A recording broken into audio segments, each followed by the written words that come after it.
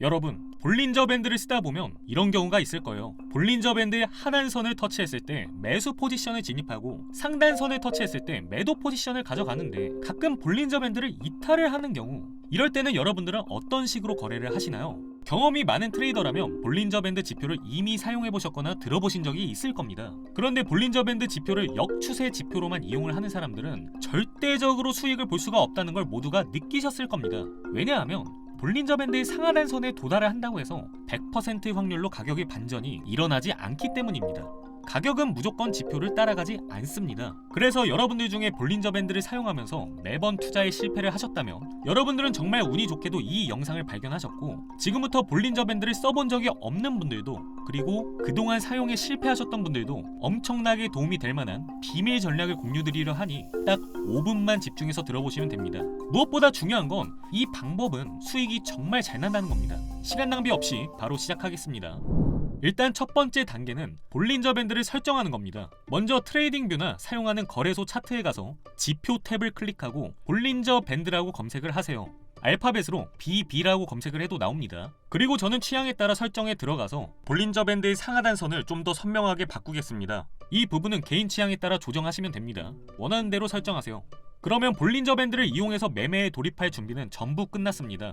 자, 그러면 바로 실전으로 들어가 보겠습니다. 비밀 전략을 배우기 전에 첫 번째로 알아야 할 부분은 볼린저 밴드의 일반 사용법입니다. 볼린저 밴드는 상단선과 하단선, 그리고 중심선 총 3개로 구성되어 있으며 일반적인 사용법으로는 볼린저 밴드의 하단선에 터치를 했을 때 매수를 합니다. 그리고 가격이 급등하면 볼린저 밴드의 중앙선에서 1차 분할 매도, 그리고 상단선에 터치했을 때는 전량 매도를 하는 게 가장 일반적인 사용법입니다.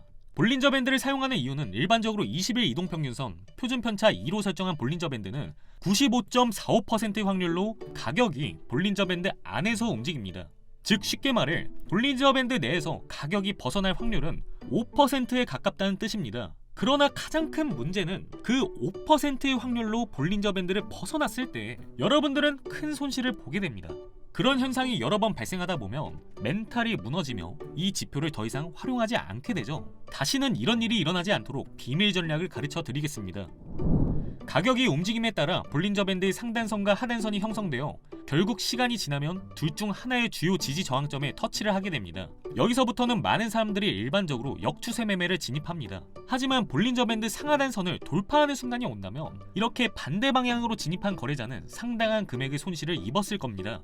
5%의 확률로 볼린저 밴드의 상하단선을 벗어나는 순간을 레그 현상이라고 부르는데, 우리는 이 5%의 확률 구간을 활용해서 큰 수익을 가져갈 수 있는 전략을 배울 겁니다. 예시를 보여드리면 현재 꽤 괜찮은 크기의 몸통 캔들이 볼린저 밴드의 상단을 돌파하는 흐름이 나왔습니다. 이제 발생할 수 있는 시나리오는 총 2가지입니다. 가격이 볼린저 밴드의 상단선 안으로 다시 들어오거나 아니면 레그 현상을 유지하며 상단선을 타고 올라갑니다. 하지만 몸체의 대부분이 넘어가지 못한 캔들은 높은 확률로 가격이 풀백되어 다시 밴드 안으로 들어온과 동시에 손실을 보게 됩니다. 만일 이 돌파 신호에 진입을 했다면 우리는 손실을 봤을 겁니다. 우리가 찾는 캔들은 볼린저 밴드의 내부에서 움직이다가 몸체의 절반 가까이가 볼린저 밴드의 밖으로 처음 넘겨준 형태의 캔들을 찾아야 합니다. 다른 예시를 보여드리겠습니다. 볼린저 밴드의 상단선을 절반 가까이 몸통이 돌파한 상태로 마감한 캔들이 나타났습니다. 이것은 이전에 몸통이 나오지 않은 캔들과 달리 매우 강세 신호이므로 우리가 찾던 신호입니다. 이제부터 거래를 고민해볼 때가 왔습니다. 발생할 수 있는 시나리오는 총 2가지입니다. 여기서부터 가격이 계속 올라가거나 가격은 다시 볼린저 밴드 내부로 들어오며 거짓 돌파로 간주되거나 둘 중에 하나가 됩니다. 우리는 이번 캔들이 완전히 몸통을 넘겨주며 마감을 하는 것을 목격을 했기 때문에 거래에 진입을 할 것입니다. 그런 다음 손절 가격을 거래에 들어간 기준봉의 저점을 손절로 잡고 진입을 합니다. 이렇게 되면 가격이 살짝 풀백되어 볼린저 밴드 상단에 걸치며 반등이 나오더라도 내 손절가에 도달하지 않고 여전히 이익을 얻습니다. 그리고 볼린저 밴드 내부에서 머물다가 상단선을 첫 번째 시도로 돌파한 캔들이라면 잘못된 돌파의 가능성이 매우 낮습니다.